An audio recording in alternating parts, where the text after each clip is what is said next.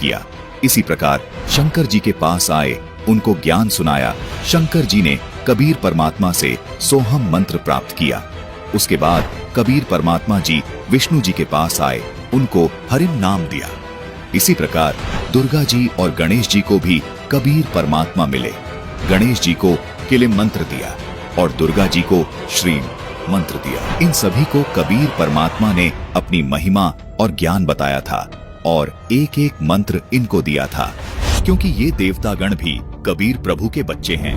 क्योंकि पिता की दृष्टि में सर्व संतान एक समान होती है।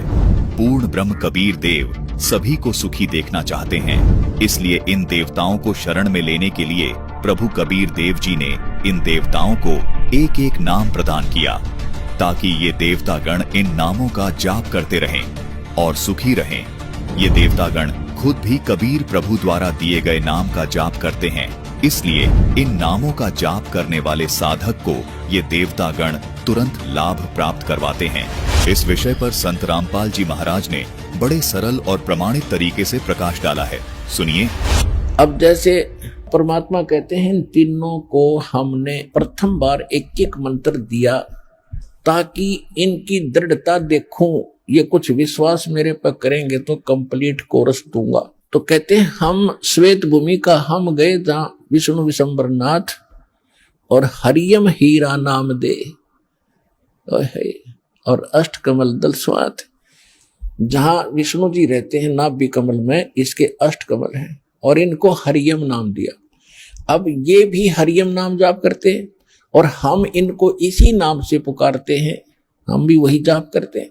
तो इनको कसक होती है कि ये उसी परम संत से ही संबंधित है और उससे आकर्षित होकर के, विवश होकर के। अब देखो पुण्यात्मा, परमात्मा कितने दयालु हैं। अब जैसे आप ब्लूटूथ से एक मोबाइल में दूसरे मोबाइल में कोई चीज डालते हो तो दोनों ओपन करने पड़ते हैं। इसी प्रकार परमात्मा ने वो पहले ओपन कर रखे हैं। अरीब तुम अपना ओपन कर लो, अपने आप को शक्ति आप में आनी शुरू हो जाएगी। उनके तो पहले ओपन कराई। तो कहने का बात यह है कि जो जो नाम इन सभी देवों को मालिक ने दे रखे हैं, ये उन्हीं का जाप करते हैं। ये इनकी पूजा नहीं समझना, मंत्र इनसे लाभ लेने के हैं और वही मंत्र आज आप जाप कर रहे हो तो ये विवश है, इनके बस की बात नहीं। क्योंकि वो पहले ब्लूटूथ ओपन कर दिए भगवान ने, उनके पहला करे, अब आपके कर दिए। लूट लो लूट इस राम नाम की।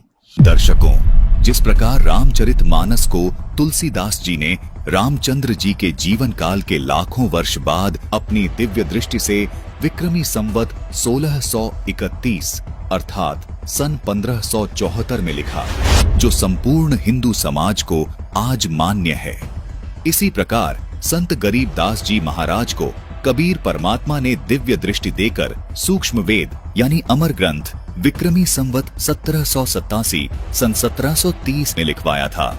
कबीर परमात्मा ने स्वयं इस दिव्य ज्ञान को कबीर सागर में लिपिबद्ध करवाया, क्योंकि सूक्ष्म वेद में लिखी सब बातें इसलिए भी प्रमाणित हैं क्योंकि यह सब प्रमाणित ग्रंथों से मेल खाती है। गरीबदास जी ने सूक्ष्म वेद में कहा है कि रजगुण ब्रह्मा, तमगुण शंकर, सतगुण विष्णु कहावे रे, चौथे पद का भेद न्यारा, कोई बिरला साधु पावे रे। भावार्थ है कि तीनों देवता अर्थात श्री ब्रह्मा जी रजगुण हैं, श्री विष्णु जी सतगुण हैं तथा श्री शंकर जी तमगुण हैं। इनका पिता चौथा है, जो इन तीनों का रूप धारण करके एक ब्रह्मांड में बने 14 लोकों का संचालन करता है। उस चौथे का भेद भी कोई तत्वदर्शी संत ही जानता है। कबीर साहिब जी ने कहा है कि चारों छोड़ जो पंचम को ध्यावे, कह कबीर वह हम तक आवे, अर्थात जो इन चारों से ऊपर पांचवें परम अक्षर ब्रह्म की पूजा करता है वह पूर्ण मोक्ष प्राप्त करता है। जो प्रमाण आपको रामचरितमानस में मिले वो सूक्ष्म वेद में विस्तार से मिलते हैं। दर्शकों, जिस प्रकार